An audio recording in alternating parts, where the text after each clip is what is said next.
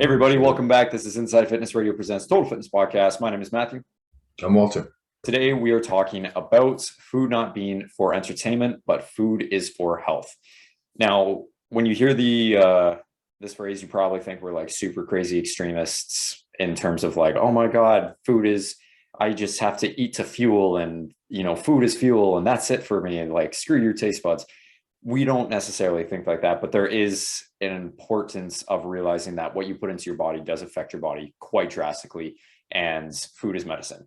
Now, when you look at food all the time in the sense of social and in the sense of only for it tasting good and giving you pleasure, stress eating, emotionally, whatever these things are, you run into a lot of problems when it comes to actual health. And again, this is fitness. So if you're trying to reach a goal, it's not probably going to happen if you're just eating for entertainment purposes, stress purposes, emotional, whatever it is. So why don't you start us off? Well, I don't know. I mean, my body's my temple, and I won't be putting anything into it that's garbage. So I'm going to make a confessional. So yesterday I had about 2 hours in between clients, and I forgot to take a lunch. I was not planning properly. So I went to a place that has the same name as a place where you would buy supplements. And I got their fries, their spicy whatever fries. I didn't want to order like a sandwich or anything like that because that's going to be too much, but I can get away with just the fries. Mm-hmm. So after about the third bite, I was like, why? But I finished it, and there was no pleasure involved. And I'm still tasting it today. Mm-hmm. So why would I do that to myself? That was just boredom.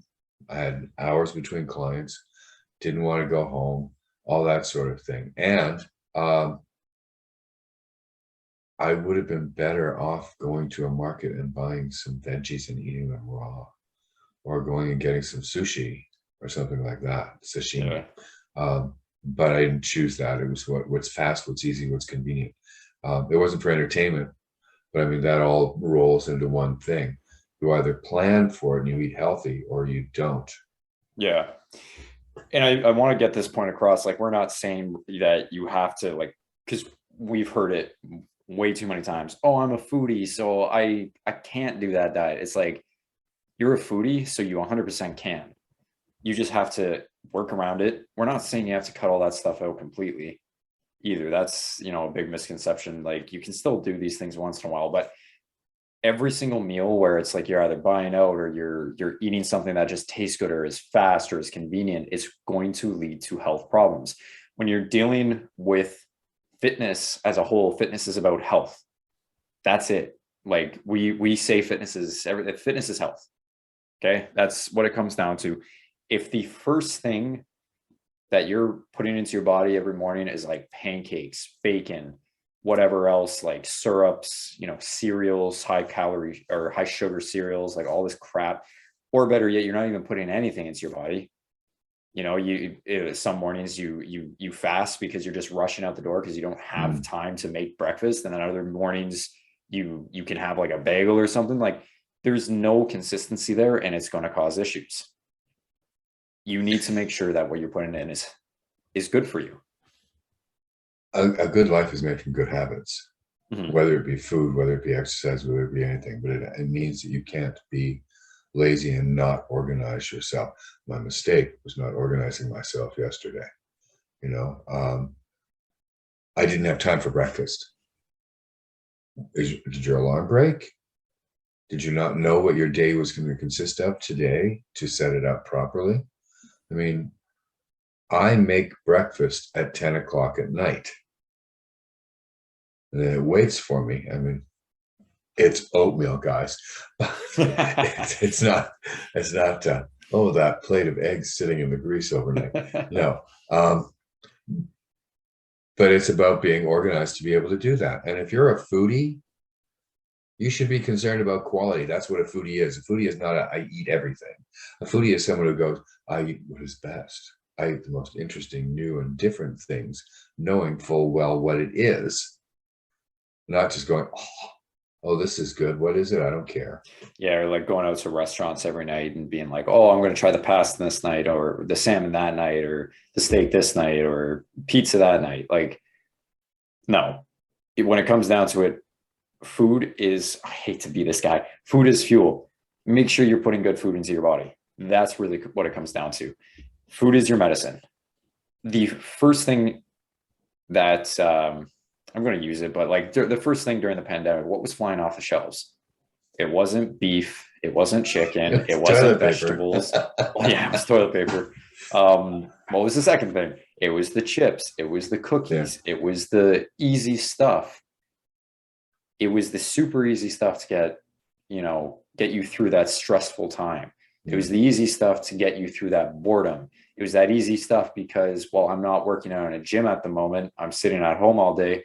I feel like craving a little snack, and that little snack turns into the whole chip bag or the whole tray of cookies or whatever it is. One of the first major trends was the banana bread trend. And I mean, because it's easy. How many ingredients in banana bread? You go whip, smash, throw it in the oven, and you have mom handing you something as a child. That memory right there, right? Yeah. Slathered with butter because it's warm. Yeah. Really? It's like, well, it's banana bread, so it's healthy. Week after week after week. You just put like 2 cups of sugar into it. But yeah, but that's it. It's once in a while is totally fine. And when I say once in a while, I mean like you could do like once or twice a week, like a meal 2 to 3 times a week. If your goal is just overall health, if you're like trying to get on a stage, then obviously not. But if your goal is just, I want to live healthier, I want to feel better, 2 to 3 meals, and I'm not going to call them cheat meals. I hate that word, but like refeed meals or foodie meals, if that's what you want to call them, where you go out, you enjoy yourself, you socialize with your friends, but you're still making good choices. You're not going to McDonald's to have that burger. You're going to maybe a restaurant that uses like a 80-20 ground beef protein to fat content, with a proper bun, some good lettuce, some good tomatoes, pickles, whatever, with a side of like homemade fries, not like deep fried from frozen, like all this BS that you get at fast food restaurants. Or how much of it is actually meat? Yeah. Yeah. Which brings me into my next topic, which is just because it's labeled a health food does not mean it's a health food. Speaking of read the ingredients, guys. There we go. Right into the next topic. I mean, there's not really much we could talk about, just eat better. But in terms of reading the ingredients, that's the number one thing. So many people come to me and they're like, especially I have vegan clients, and I've had vegan clients that tell me like, oh, I have Beyond Meat burgers. It's like, it's kind of okay. It's not the greatest, but I eat it because, it's good for me. I'm like, you could eat dog food better with better ingredients than that Beyond Meat burger.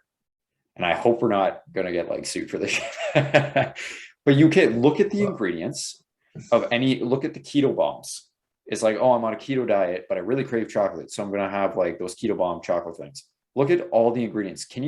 If there's more than 10 ingredients on something, it's too processed. It's going to cause some issues in your gut. It's going to cause some inflammation. It's going to cause you to weaken your immune system. It's not good for you. Once in a while, sure, whatever. But again, we've already discussed this. If you're doing keto and you need that chocolate because like you crave it so much that you have to buy a processed version of chocolate, you probably shouldn't be doing keto then. But yeah, ingredients. Choose well. I mean, yeah. And, even if you choose that, which definitely you, Matt, may not feel as best, like the meatless meats, you can still look at the ingredients, see what their percentages are, because they're higher in fat. So you can still blot. You can still do the other things to remove some of the fat and make it a little bit better. You don't go, well, it's meat-free, so I can eat a ton of it, and it doesn't matter. Still pay attention to what is inside it. If that's the route you want to go, then go that route. Personally, I think get some lentils and a few other things and make your own. But, the company's trying to make money here. So, okay, fine. Good save.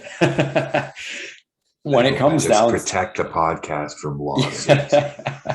When it comes down as well to the cost issue of things. Like, oh, I buy processed because it costs less. I buy, I go to McDonald's because it's cheaper than going to, yeah, 100%. I get that it's cheaper to go to McDonald's than to go to a restaurant that's selling a burger for $16. But is it?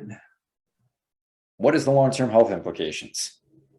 Well, Right? not even that. Not even that. How much is a McDonald's burger nowadays? Oh, I'm comparing like a McDonald's burger to like a restaurant style burger, but it's Still, not. You're right. It's the not. prices are about the same. You're right. It's You're right. ridiculous. Yeah. Again, I make a confession. Yeah.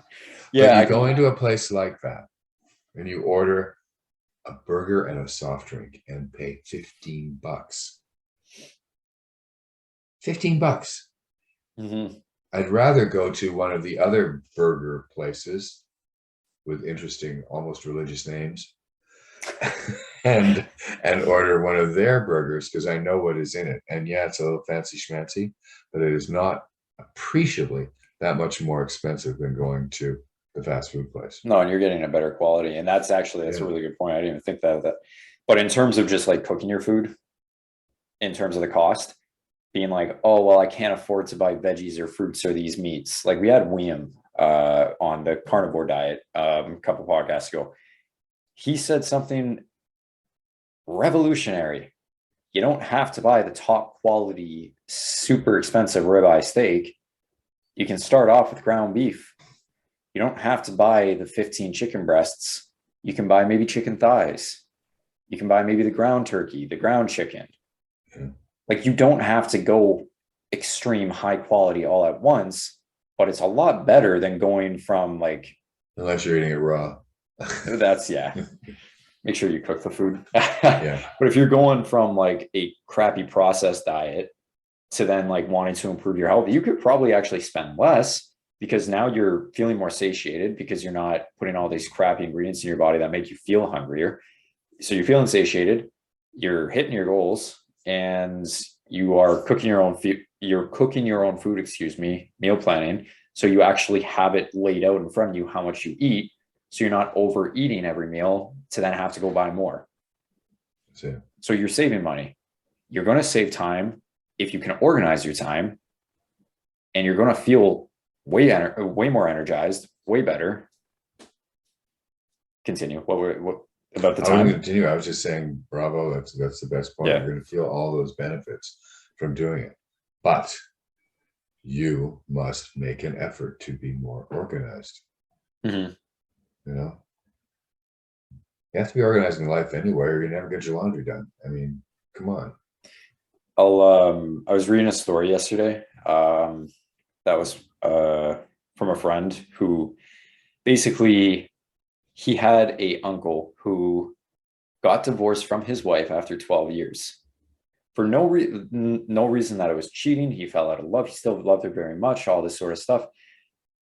Like there was nothing going on. There was no issues aside from one thing that made him realize she did not respect his time. She was consistently, through the entirety of their 12 years of marriage, plus all the dating beforehand, late for everything that didn't revolve around her. So she could not organize her time enough that the husband ended up asking for a divorce. Now let's think about it this way. When you actually want to be somewhere, if you have to be at work at 9 a.m., you're going to be at work at 9 a.m. Maybe you'll be a little bit late, whatever. But if you have to convince yourself to go to the gym at like 5:30, if it's 5:35, you probably are just going to stay home. Maybe you have it plans that you're supposed to start cooking on a Saturday. You have to meal plan on a Saturday, but then stuff comes up because you didn't plan your time, organize your time well. So you just say, okay, well, I'll do it tomorrow. And then tomorrow never comes and you're doing another week and you say, I'll do it next week. Just because you don't have time doesn't mean you don't have time. You just need to figure out a way to organize your life better. And I'm not talking the single mom with 3 kids and all that sort of stuff. Obviously there is different levels to this shit, but there is still levels to this shit. You don't have to start up here where you're waking up at 4 a.m., David Goggins, to go for a 10-mile sprint to then go to your job where you go work out for 15 hours a day. Like you're not a Navy SEAL. You don't have to be up Yeah. here. You can be down here where maybe instead of waking up at 8 a.m., you wake up at like 7 a.m. But that means you have to go to bed a little bit earlier. That also means you have to get off your phone a little bit earlier so you can fall asleep better. You know, maybe cut out the coffee at like 5 p.m. or the pre-workout at 5 p.m. and maybe do it earlier in the day. Like, look at what you're doing in your life. Sit down, notepad, pen and paper, and just write down every single hour of your day and how much time you're wasting. Are you on your phone? If you have an iPhone, you can see 8 hours of your day you were spent screen time. I guarantee you don't need 8 hours of screen time for your job unless your job is literally posting to Instagram for 8 hours. But that's ridiculous. So the biggest influencers in the world do not do it for 8 hours a day. no. Even when I'm making my own content, it's literally like I make the content for like 20 minutes and then I sit on there for like another 30 just scrolling because it's so addicting. It's that dopamine rush. That's it. So you do have to, again, nobody's going to tell you. I mean, we're going to tell you, but nobody's going to sit there beside you holding your hand being like, all right, Timmy, all right, Laura, let's go to the gym right now. Oh, it's been the 15 minutes of you being on Instagram. Maybe it's time to get off and start your meal prep. Wouldn't it be nice to have that then? Be so nice. But unfortunately, nice things don't come to those who wait. Wait, what? They come to those who make do. them happen. That's it. Yeah. I messed that up. Yeah, well, it was close. It was close. That's all I got. Food is medicine. All right. Food is medicine. Read the ingredients and stop making yourself a victim when it comes to your organization and time. That's probably the hardest one, but yeah. Yeah, it pretty much starts with that first. And then you, again, build up, guys. I mean, it took us, how long has it been? 12 years, 13 years now. Mm-hmm. You know, like it's not going to happen overnight. Even I started waking up a little bit earlier again. And it's like, okay, well, the first week I can't fit everything into my day because I know I'm going to be a bit tired and trying to get used to this new routine. That's why this new diet I'm starting tomorrow, I started a few meals throughout the week just to kind of get an idea of how long it's going to take to make them. Do I need to meal prep them ahead of time? Is it actually going to work with my schedule to eat it at like 9 a.m. instead of like 7 a.m.? What's it going to be? But again, we all want those fast results, but we can't have them. So again, take your time with it, plan it out. If something doesn't work, nix it, do the next thing. Nix that, do the next thing. Oh, that works, great, move on to the next thing. Eventually create the dance that works for optimal efficiency. But you can't get that right away. You can't get anything right away. You don't get good form in the gym. You don't learn how to play the piano. You don't learn any of those things right away. So give yourself the time, breathe, folks, and let it evolve, knowing that this is where you want to be at a certain time and what you need to accomplish. That's it. Yeah. That's all I got. Okay. Me too. So that's it, guys. I don't want to repeat myself. So yeah, food's medicine. There you go. Anyways, fun and exciting news. So we are going to be starting our Versus series soon.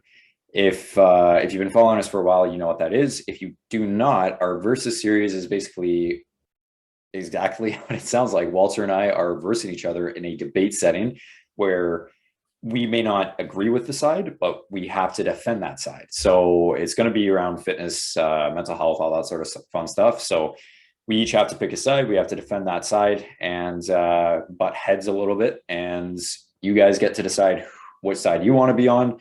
You can kind of interact with us a little bit more, leave it in the comments, whose points you agree with, all that fun stuff. So we are starting that soon. More news on that to come. But until then, if you have any questions or comments, please leave them below. You can find us again right here and here. You know the drill. And that's pretty much it, guys. We'll see you next time. Stay safe. Absolutely. Stay breezy. Take care, guys. Bye.